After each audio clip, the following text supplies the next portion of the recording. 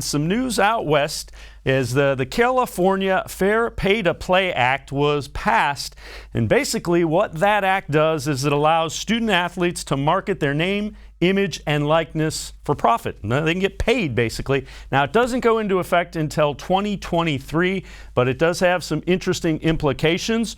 We welcome in Jon Steinbrecher. Jon is the Mid-American Conference Commissioner, of course. He is also the Vice Chair of the NCAA Division I Committee. Jon, appreciate the time very much. Can you give us some insight into what this likely means if this, in fact, is able to go into effect out in California?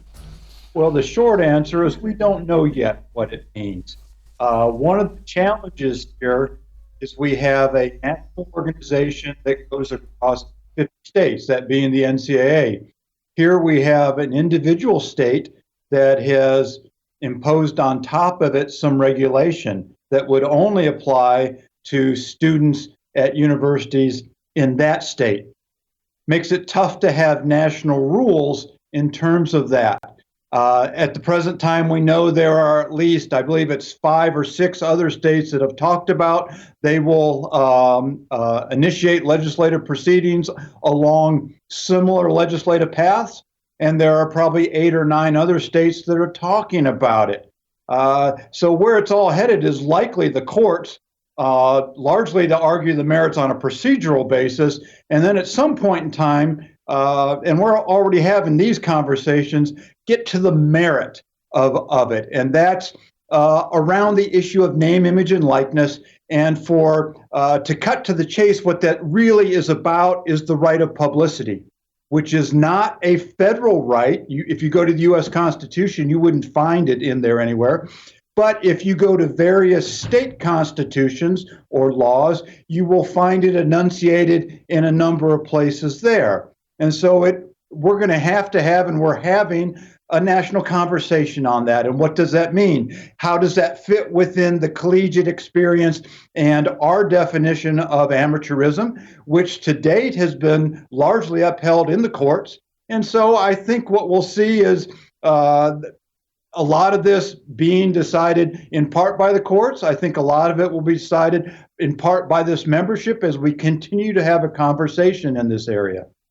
A lot of the big-time schools have come out. Ohio State's athletic director came out and said, we won't play schools that have, in states that have this necessarily in place. Is there a difference between, the extreme Power Fives, how it affects them, and how it affects, the vast majority of Division I institutions? Well, the interesting part of this is there's so much that's unknown. We don't know, no one knows what the marketing power of individual student athletes might be, especially when you remove the name across the front of the jersey, which is what you would have to do. What we're talking about is third parties contracting with individual student athletes to endorse a product or endorse some other type of thing. And so what does that mean? What is fair market value? How do you regulate that? All of those things, and we really have no idea. Layer on top of that the emerging world of social media, which is really where I think a lot of this goes. You think about and these are, there's a handful of kids. You think of Zion Williamson at Duke University from a year ago, who came into Duke with over 1 million Twitter followers. That's the type of thing that could get monetized fairly quickly. You could see some sort of product going to a student or student athlete who are influencers, social media influencers, and saying, hey, once a week we want you to hold up product X and tweet it out. Those are the types of things.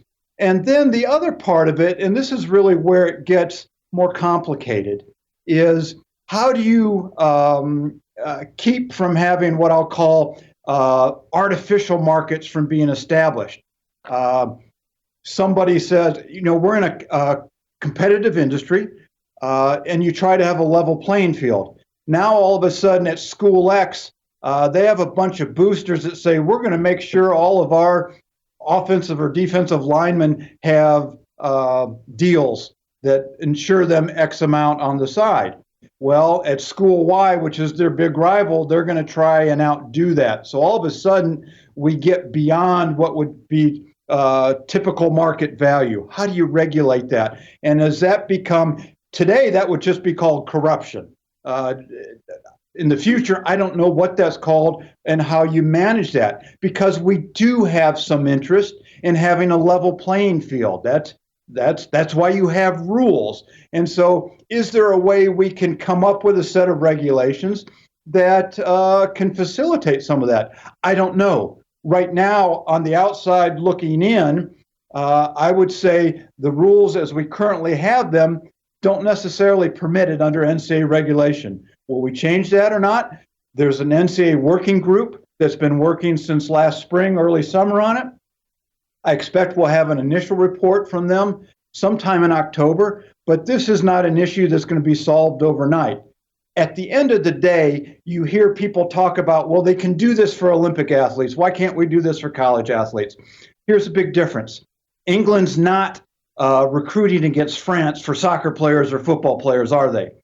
It's a key component of what we have here. We can't ignore that.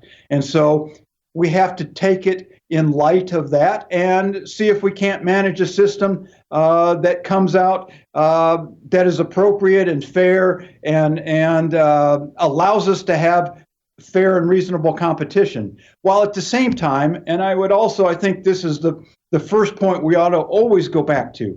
In everything we do, we want to make sure we're doing things that benefit and are in the best interest of the student athletes. And so it's balancing all of those interests. You touched on it a little bit. The concern has to be, how do you regulate such a thing?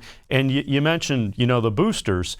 It can't turn into where, the boosters are the guys that are behind the marketing. Is that kind of the mindset that you approach this at?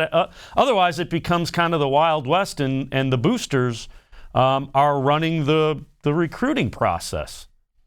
Yeah, it could be.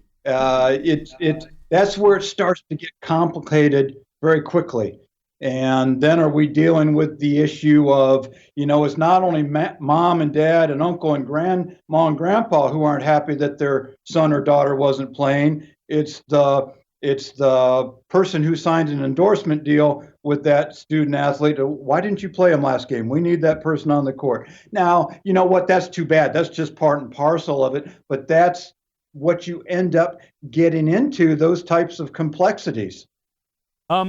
We mentioned the timeline initially. 2023 is when this act in California would be taking precedence. That's when it would go into effect. Do you expect that timeline to be ramped up? You touched on that a little bit, where there are other states that you think might try to get that and move up that timeline. Well, as I think I've noted, the membership is involved in conversations here. I'm sure there will be some legal action along the way as we have. It's going to be challenging to run national championships if we have different rules across 50 states. Okay, let's just use that as a baseline. Whether you agree with the rules or not, we need to have some level baseline. So we've got to get that figured out. And then we have to come together and make some determinations on, are the rules as we have them, will they live up to judicial review or not?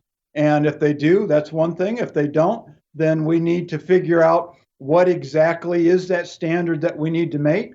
And then we're going to have to adjust our rules and come up with mechanisms to enforce and regulate whatever it is, the direction we go.